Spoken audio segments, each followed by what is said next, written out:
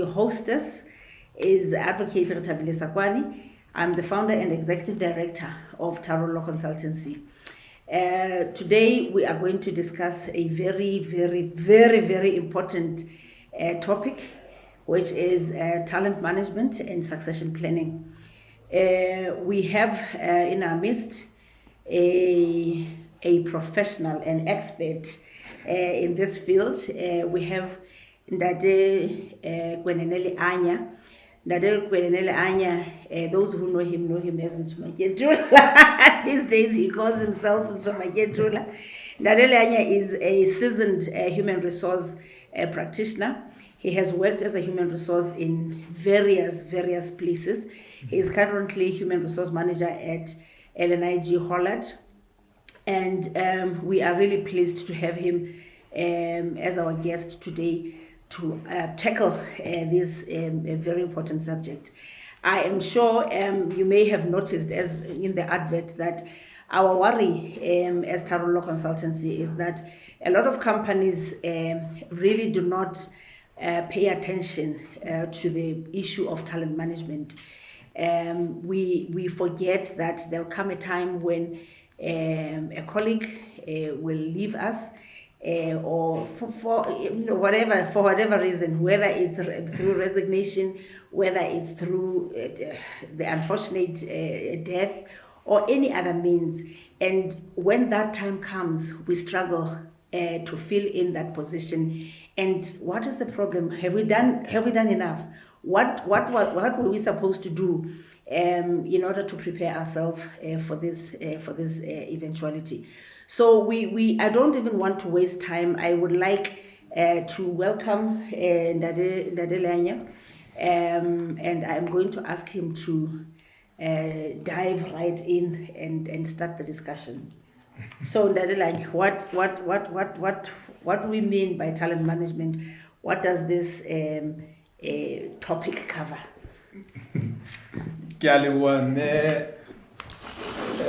Advocate Sabano Karen Jama and then you are taking a mess by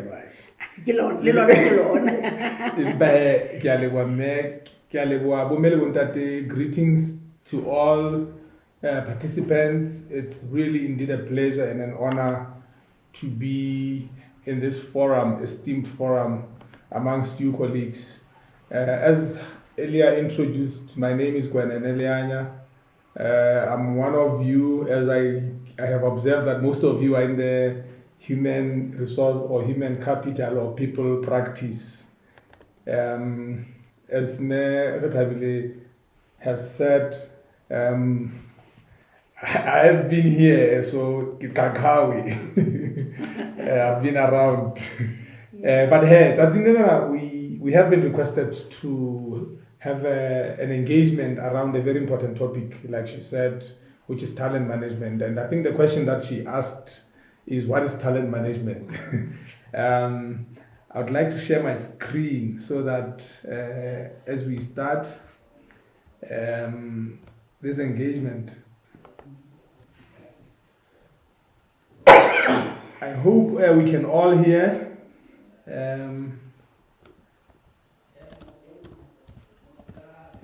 I'm just sharing my screen so that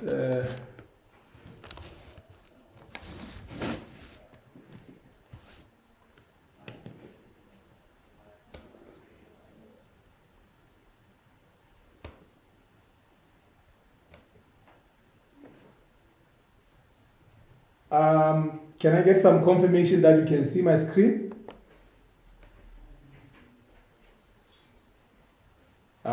Well, silence means consent.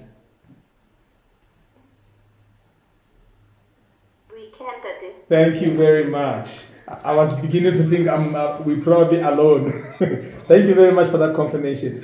So, Merit asked me, what is talent management? And I think I find it prudent to respond to her question by actually saying, what is not talent management? If we flip the question and say, what is not talent management? talent management become absent where there is no governance. It becomes absent where it is not linked to strategy. It becomes absent when there is no link to the prevailing organizational culture. When it is not agile, it is not talent management. When there is no communication in the form of communicating with the workforce, line management, talent champions, telling talent stories, it is not talent management. When there is no framework that talks to workforce planning, that talks to potential plus performance, which equals talent, that has no 360 validation, it is not talent management. I'm just throwing these things at you so that I trigger your minds. And for those that probably were intrigued by perhaps what is talent management, that already as you think about where there is absence of this critical issues, if there is under-resourcing, deliberate under-resourcing, where it is not leadership-driven, it is not talent management. Now, before I answer her question, I would like to talk about the challenge. And she talked about the challenge also. We know that in this VUCA world, which is a very volatile, uncertain, complex, and ambiguous world, we can neither keep firefighting nor agonize. As much as we don't know what the future holds, for instance, nobody knew that we would have COVID-19. We didn't know that Russia was going to attack Ukraine. We even didn't know that the country is going to be 10 people. So nobody knew anything. Yeah. And to be honest, organizations are grappling with a lot of challenges around their strategy, their approach. But one man, Abraham Lincoln, whom we mostly know, said the best way to predict the future is to create it. You said that we should stop agonizing. We shouldn't wait until somebody has resigned or retired or died. And then we start thinking, oh, he was the only one.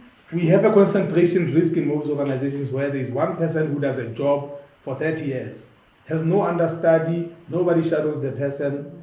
He dies one day or he retires, and we all of a sudden run around and try to find the... Yes. And it's too late because mesebetsi e meng e ithutwa o hloka 10 years ho buta mo. Yeah. Una le feme ngwe e bileng a sebetsa go yona mo una le motho a ba tla mosebetsi a le mo. And it became a disaster. Now, to create context, I would like us to talk about how talent relates to strategy. Because before we even answer the question of what is talent management, it's also important to talk about the practical tsa mesebetsi mona. Di feme mona di company tse re sebetsang go tsona ga tseba hore ho na le some developments. Ho tla bona le new leadership, new CEO. Sometimes the company has a new strategy. We have to review a company purpose or vision. Sometimes the company tse di sebetsa mona le regulation. The regulator will introduce a new legislation. Sometimes when there's a new competitor coming on the landscape, and you have to now Now the question is that we need to ponder how we work talent management. Go now. Which strategic people decisions are we making to bolster implementation of these strategic initiatives? Because whenever there is any change, like a looming threat or strategic project or business improvement, there's always has to be some related people changes. One person described the importance of talent. Talent being human, or the employees we have. If you don't understand that customers are people, if you don't understand that employees are people, if you don't understand that shareholders are people, then you don't understand business. Yeah, and so, that triggers me because one of the things that we try to promote here at Tavollo is that workplaces should remember to be human-centered. They should have a human-centered approach to everything that they do. Customers, employees, everyone who gets to have some form of relationship with the workplace, that relationship has to be human-centered. I like that a lot. Thank you very much. Now, as we move, we're trying to create some context in our discussion. Context is important for us to understand the conversation as we dig deeper into it. One of the ways to understand talent management is that it's an enigma. It's a science and an art. And you can't wholly focus on the art part or on the science part. For instance, the science part is that there's always a formula in how we do talent management. Okay. For instance, you look at performance as an input into your decisions of selecting who's talent. Those who perform obviously would qualify to be selected. You look at potential. We usually call it P plus P equals T. Potential plus performance equals talent. Also, that's so the that's science where the part. science comes in. That's the science. It's a formula. But it's not as straight cut as that. It's also an art because it involves intuition, wisdom, some creativity on the leadership, the selectors.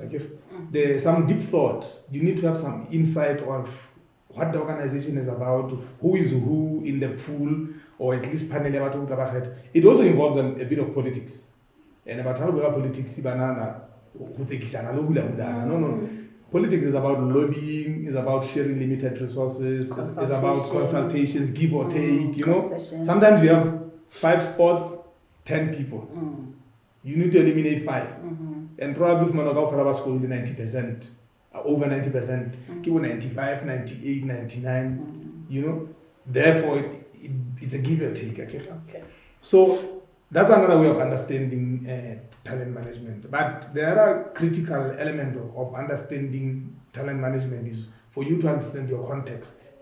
Just appreciate that as we're having this conversation, we're trying to ensure that we understand. So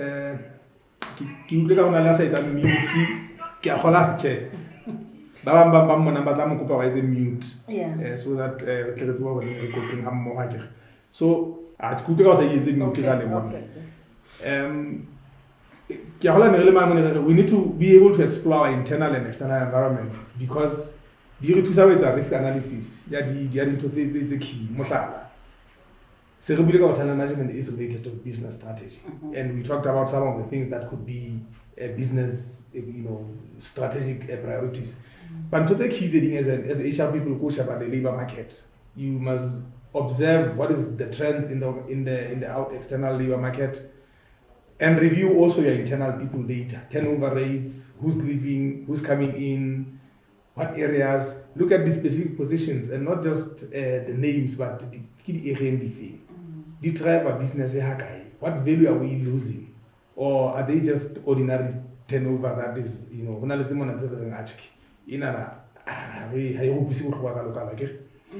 and at the end, the report okay, these are pain points, and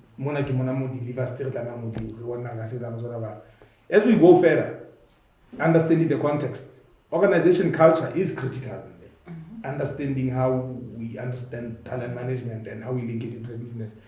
Because how we do things, isn't it? Yes, because culture is at its simplest form is defined as our values and behaviors that contribute to our unique being. Culture, Indians and Americans. That's why we call it Basotho.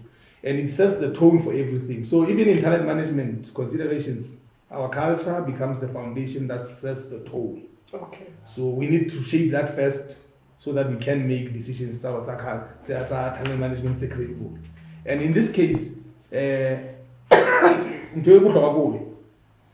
us the ethics, we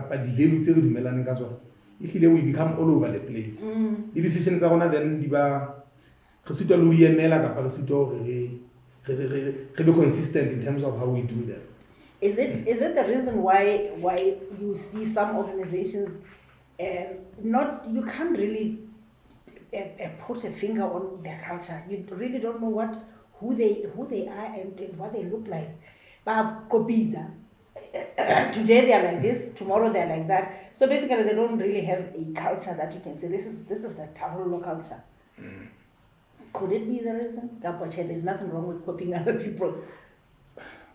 I would say yes and no. It's good to benchmark, but also you need to have your own identity because how originally consultancy, you need to have certain differentiators. You need to have certain things that identify you so that your potential customers can relate with you. Yeah. but letting how so brand identity or credibility it's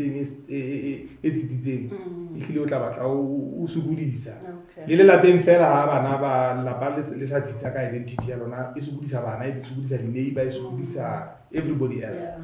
I believe culture anchors us as organizations, and it is shaped by the leadership and practiced by the whole organization. Talent management then becomes easier in a stable or at least culture shaped. Go mohlala o simple fela ko re ha re bua ka culture re ka rena di values tsena tse re buang ka tsona le di leadership principles or the promises tse di ba di etsang, are they just hanging on the walls or is it something e phebang mo? Because then if it is not just hanging on the walls, it is lived, it is embraced by everybody, then if I will not have leadership and decisions, it's our promotions or appointments or which are talent decisions, that people accept the decisions as credible decisions. But how really mixed up the values, we don't walk the talk as leadership and the culture is confused. How one to promote this and say, go and I get a chafani haki mamanga, so then we lose credibility in the decisions we make. And I think in the interest of time, I think the snapshot we've given on culture, let's say it suffices. We get a element in young leadership, but leadership. It doesn't matter how good the framework is. We discuss next. We discuss a framework, talent management. But it doesn't matter how the framework looks. How leadership is a support, is a drive. It will not work. Okay. It can be the best. But I go Google. I can Google it. I'm not saying Googling it from the internet, from the company Google itself, because it has some of the best people practices. I go what? It won't work if someone your leadership is a drive. Because lack of leadership is the worst thing you can have in any environment. Talent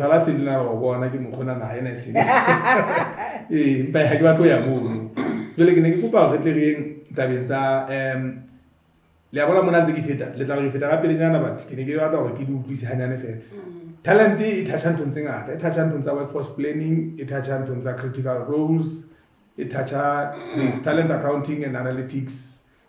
But I want to talk about the framework in the interest of time because what is not talent and the challenges of the business, context. I know you will ultimately get there. But this is where I actually wanted to get. So talent management is actually one of the key human resource practices or key activities of function. I really hope in the human resource practice there is a value chain. Value chain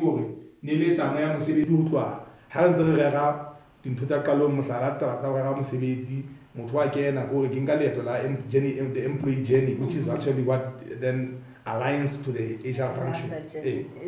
It's the person comes in through the door. We have done the recruitment, the selection, the placement, the induction, onboarding, comes in, we start learning and development, performance management, reward, the policy, the mela, leading of fella, who feel like selling mature, well, as a shaman, body, saying that our momentum, I guess. The momentum of Ujeni, I am a then the Loman, to Salo, I exit, even maintenance, welfare, and many other things that will be rewarded. Now, talent management, that journey, in the employee journey, in the value proposition in HR, it features against that. Okay. It features before we even hire somebody. It features when we try to hire somebody. It features when we are somebody's on the door again all day. It features the heart that I feel. It features the heart that mature. It features the heart and the momentum. That's why when you look at this framework, you will see that it's cyclical in nature, in that it actually mirrors the HR value chain. But there is a context in managing talent management. So you see, as you look at this wheel, it is covered by a context, which I explained. Part of it is organization culture, part of it is leadership, part of it is the business strategy, part of it is competitive forces happening in the market where you companies with key external context in a organization. But have organizational culture and other internal nuances. Company. Now, all of this, both external and internal, intricacies, they influence this talent value chain, which is now the framework. So the framework essentially starts at where we attract talent. Then it moves into a stage where we identify talent. Then it goes to a stage where we now do succession and career management. And it goes to a stage where we now grow talent. And then it goes to where we lead talent, and then goes to retention of talent. At the center of everything else, there has to be a policy and governance framework, because Halisna policy, Halisna governance, believe me, it becomes all over the place.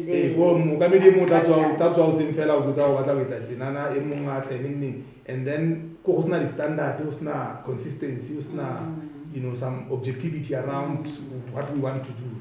So it all aligns well if it's in a framework like this. And there's a way of getting deeper into all of these aspects and phases of how we manage talent.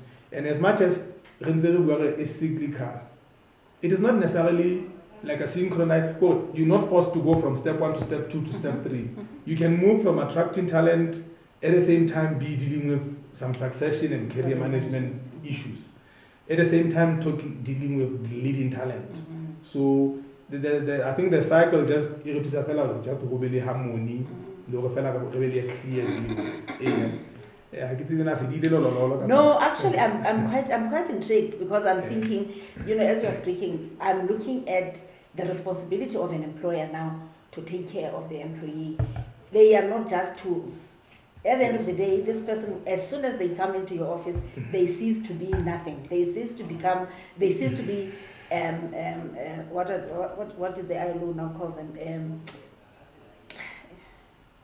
I forgot. Yeah,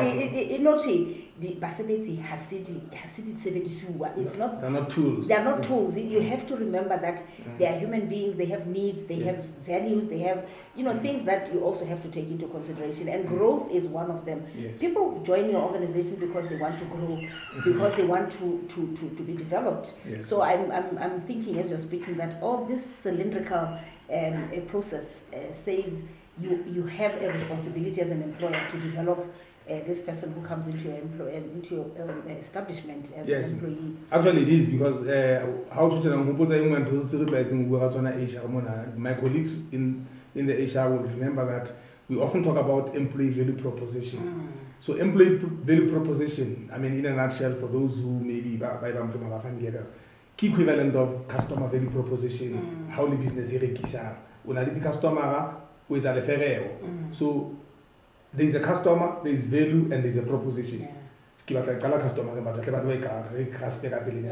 So you saying, I sell something to you, be interested in it, and then the other person who now is a potential buyer, okay, what's in it for me if I buy it? With a quality, what? So for EVP, employee value proposition, which is your name, when we sell ourselves as organizations nowadays, we say, hey, potential employee, prospect, we want you to view us as a potential employer. Even in potential employee, what's in it for me? So there's always a two-way.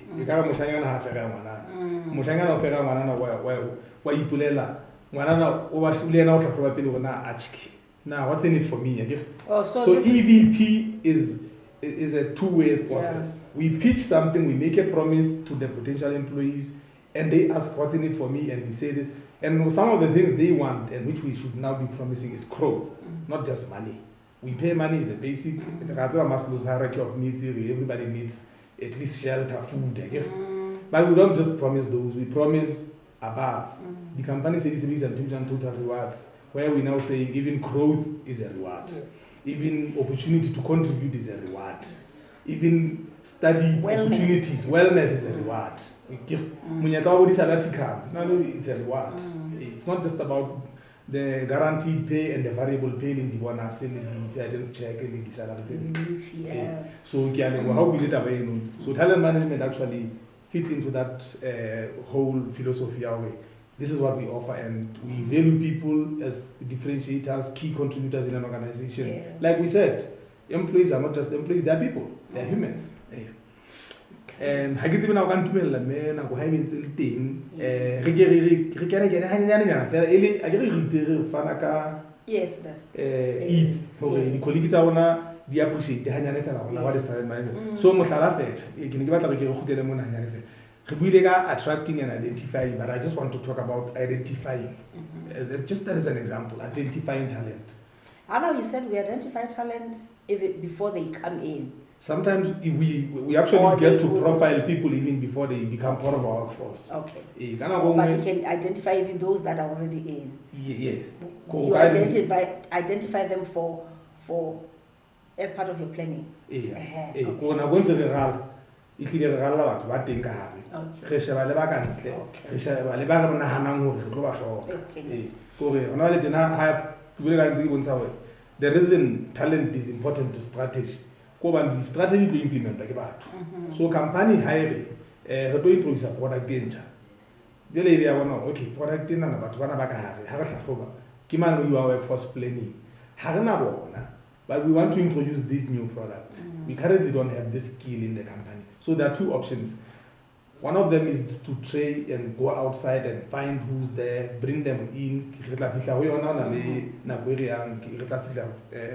Talent sourcing strategies.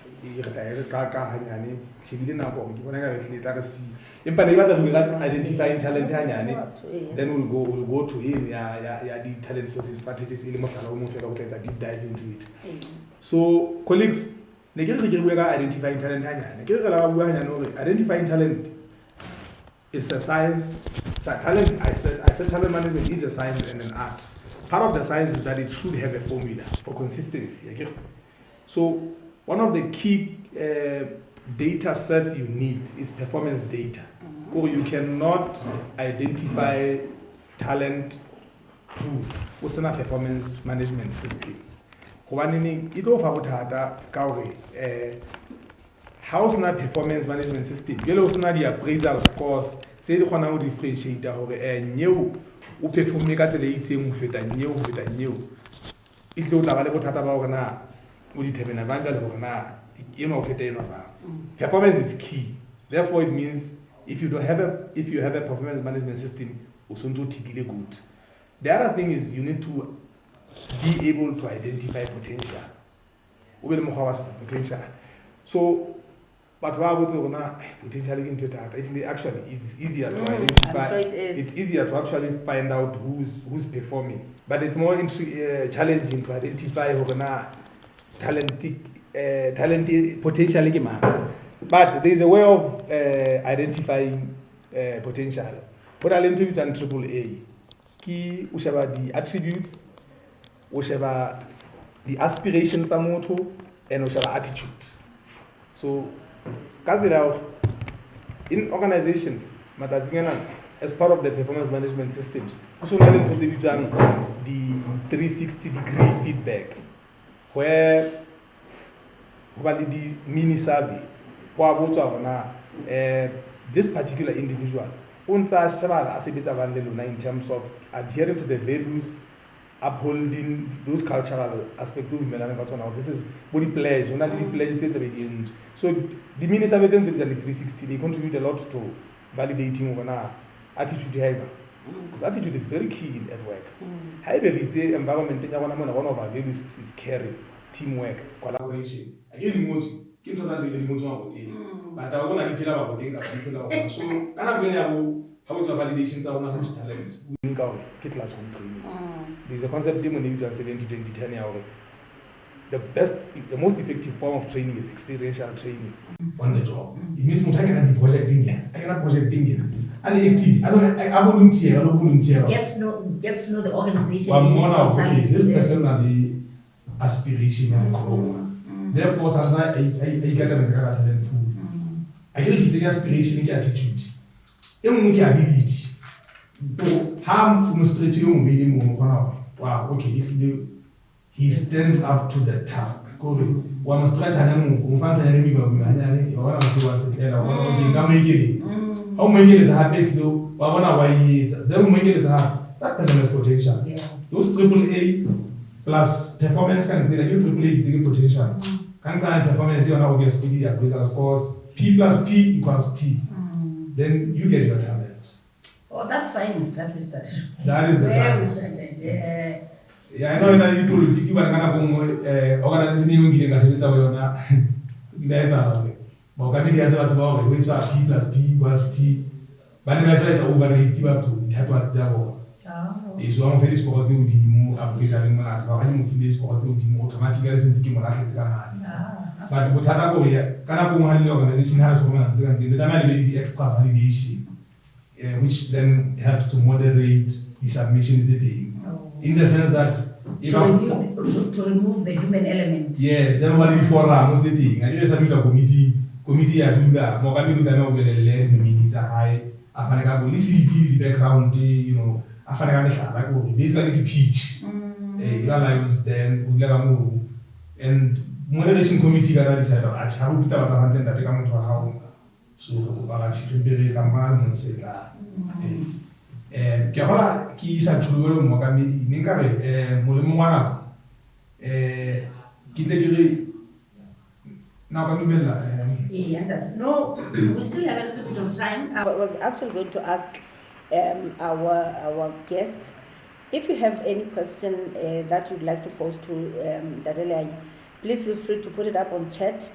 But we are going to have a Q&A at the end. We'll allow him to take a few questions at the end. But if you want, we can start putting up questions on the chat, and I will read them out to him.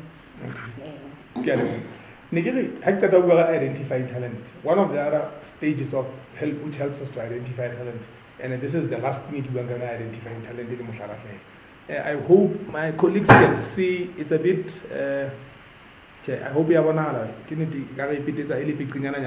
But it's called a 9-box talent grid. How can we data the company, a performance, their potential? Now we are able to plot like on a graph, and this 9-box grid. The performance rating scale in a level is so mutu achieve 5, the highest. It means if it is the highest the highest performance, but within the 5, there will be quadrantina top right. They will be in that quadrant in terms of performance. But in terms of potential, have access, because there's always a matrix of accessing. Triple A. It means it means the person who gets to be at the top right corner is your best performer and is your highest potential. Now these are the people you don't want to lose. Never, because if they leave, wow. Or literally, because those either would be revenue generating or in critical positions, or specialist talent, or some your future leadership talent. So if you go to and normally, but one or two they have demonstrated mastery in their current role and they are ready for their next challenge. And these people that are how we are positioning, we are the fella, so we don't promote it to him. This cohort consistent. So, but they tick everything. But then also middle right extreme why invest and develop. It's a very much potentially performance performance but performance. So the darker shaded quadrants, this is your talent that you need to differentiate in terms of giving them differentiated interventions. You earmark them, you put them in succession pools, you give them opportunities, stretch opportunities, and the rest of the organization you don't ignore, but you want to lead intervention. Some you investigate, some you maintain engage, some you retain and leverage, some you have to exit somehow, because how the organization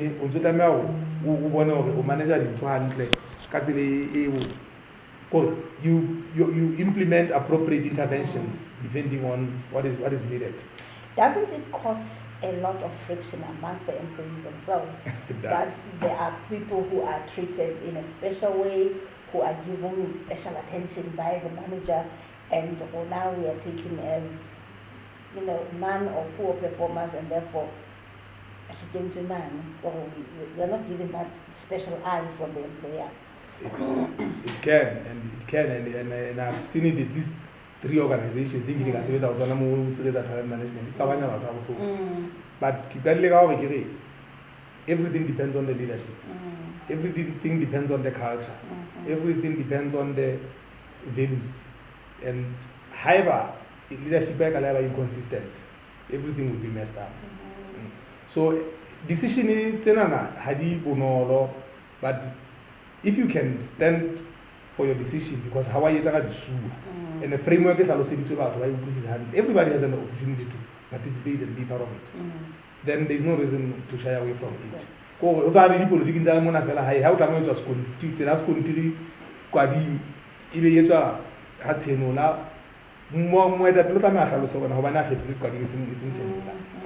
And boldly so. And it also says even the employees themselves have to have that in them, that spirit of fighting for and showing the employer that they're actually I deserve to be they there. have potential. I deserve to be there. Capable, they can actually be in the top 4 in those darker breeds. But just to give comfort to my colleagues, the governance process, highly is a moderation. If validate a decision, it goes all the way up to the board. Okay. Therefore, we get comfort that it's a fair decision. There's a differentiation. There's difference between discrimination and differentiation. As it discrimination, only differentiation. Yeah. Okay. Kine kuba mulimo mwana ko udumele kikempiki pitele akere ritse tshebele la tsisa dikolegi tsa bona. Yes.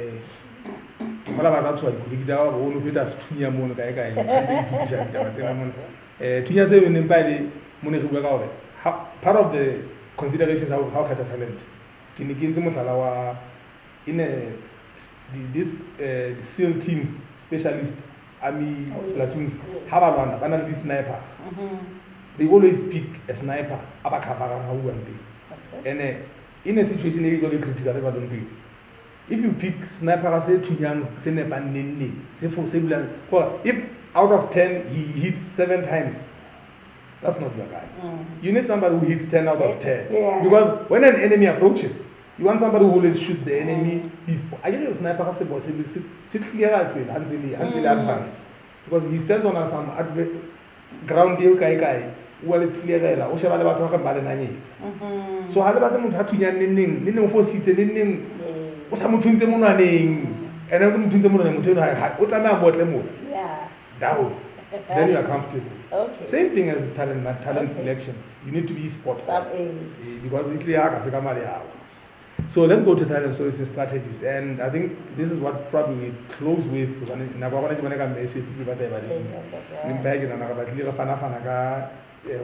management digi. So ola mpotsa bona mekgwa ya ho fumana talent digi how na ido re ka planela le batho ba soka ba kena le ka company. So there are several ways of sourcing talent. One of them is to build, and how builder batho ba teng ke go so identify the value ke na le tlhoko o sona le pool ya batho bo bana ke di potential. Now you need to do something about this pool, or you build them. And how a builder offer differentiated training interventions or opportunities. Ke mo gona ta go mo so tse motho mo company ya stable management development program ya Harvard go zi ipotsa hey ba company that person is talent. Yeah. You cannot spend like 400,000 to somebody to go to Harvard for 2 months. People go to Gibbs, Vets, Stellenbosch, the MDPs. They are considered talent. And I think but there's also buy. Buy is you can buy somebody from another company if you have a talent gap in your company, in your organization. Now you can also borrow. You can borrow because company trading they are the secondment. Okay. Yes, re tlwaetse ka di-secondment. Secondment, But di-company tse ka reng tsena tse di-multinational, ba e bitsa international assignments. So somebody will go from Zambia to Botswana to Lesotho, you know, ke di-IA. Hey, work permit issues. Yeah, but Story for another day. tse ding ke birth. Mhm. So when we birth, we build a talent pipeline. We create trainees and interns. So we get those students, we give them 12 months contracts, we create training, we birth them. Okay. Bridge ke temporary solutions. In the local man internal you bridge because there's an emergency ka department thing for 6 months you know maternity leave. Sometimes you bridge for those skill losses or skill gaps. Bounce is another one. Bounce is where you actually get to rotate and move people around internally. We can bounce you outside. We now see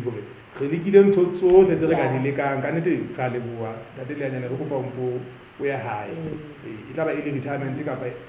Dismissal for incapacity, poor performance. Yes, it can happen. Bind is another one, is a retention approach where we can give a retention bonus or hey, flight risk. Apply you know, so 100,000 ticket in a clawback. How buying the clawback for the next 2 years, 100,000 in a retention bonus. Oh, so these are the bonding agreements that yes, automatically. So in a nutshell, these are some of the issues related to talent management. Hi. This is not enough. I can see that there is quite a lot that we need to discuss on this. We hope, I don't know, maybe we can give a few minutes for questions. For those who may want to pose some questions, we definitely, I think we can see that we definitely need a little bit more time. Maybe we might even think of putting together a workshop where this topic will be discussed a little bit more. I can see that there's quite a lot that we still need to learn.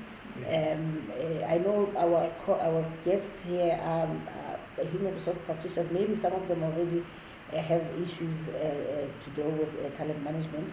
So we'll think about it. But ladies and gentlemen, this is an opportunity for you to ask questions. We have about 6 minutes to ask questions, and then we'll close our webinar. Okay, somebody said, please send this presentation document to us via emails today after the webinar. We'll look into it.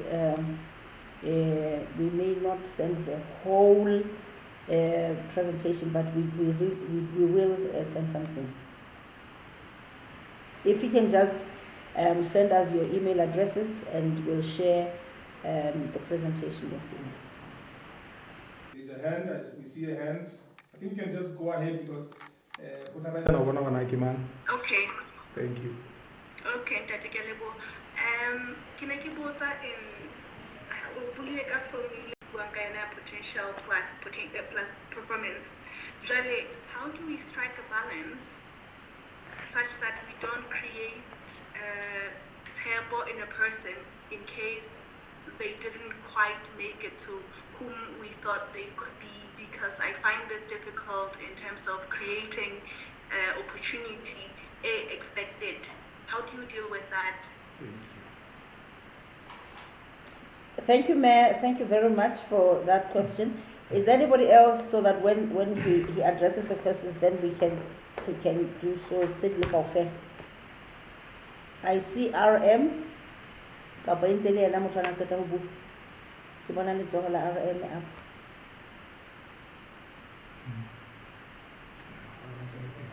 Okay, please go ahead.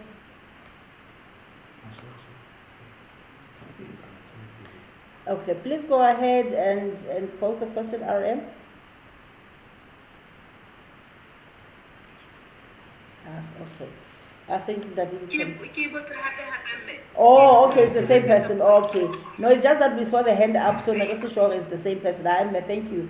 That I think we can respond to the question. Thank you for the question. It's actually a very good question because it's like anything. expectations are created, and kana go itlile ka ba phoso ha di hopes di ka tsa raiswa ya ba ha di fulfill. Now, to avoid that happening, usually what happens is that a number of things has to happen. Ya pele go, don't pick one person as an organization. Let's say for a role, any particular role, always have at least a pool of one or two or three people, so that one little organization in case this person now ultimately leaves, all your effort goes to waste. No fallback plan. Fallback plan. So approach how the employer always have at least pull 2 or 3 people handle development interventions. Now, the way you are unnecessarily weight. Or it's not automatically you're now in the talent pool, development opportunities, automatically it does not necessarily say that. It says but we give number 4 both with the labor. That then you retire. Out of these people, there is 2 of you who seem like potential. Opportunities are lady attachment, lady training, lady general, prepare our heart. When he goes, usually organizations, they still do assessments. Oh, yes. It's not automatic. You decide out of the 4. It's not automatic that now the only opportunity you would have as talent is that differentiated opportunities. Head start. That head start is the talent opportunity. But when the opportunity finally happens, the organization, they still get to sit, make like the panel but in some cases, it clearly it is in those rare specialist cases. Somebody key and ask skill and we don't want to, and we become very clear.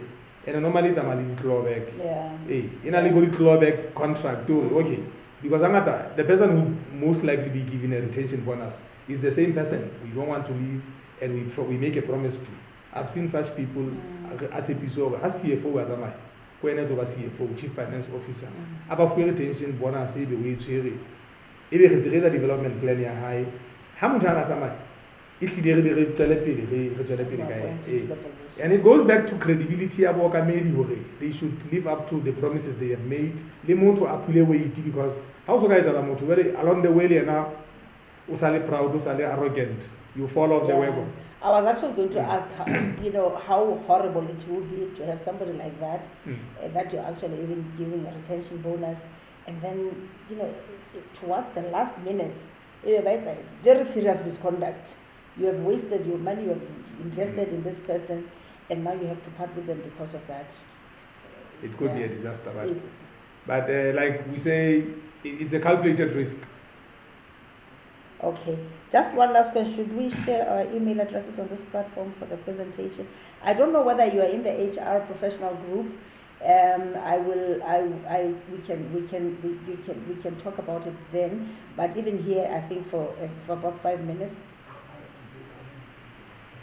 Oh, okay. Even on Facebook, LinkedIn, you can drop your emails there, and then we can talk to you after this presentation. We are told we have run out of time.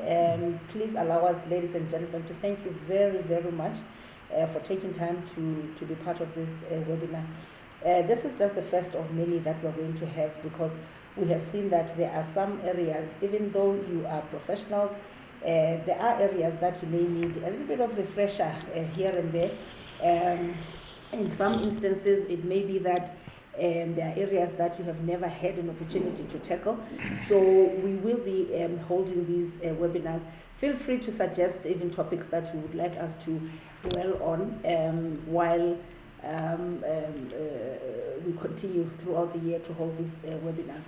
One of the things that we would like to point out is that I think this has also triggered a thought in our minds that some of these webinars only open up some discussions, but we may want to extend that into a proper training workshop. So we'll look into it, and if we do decide to hold a workshop on this topic and many others, as you know, we'll share.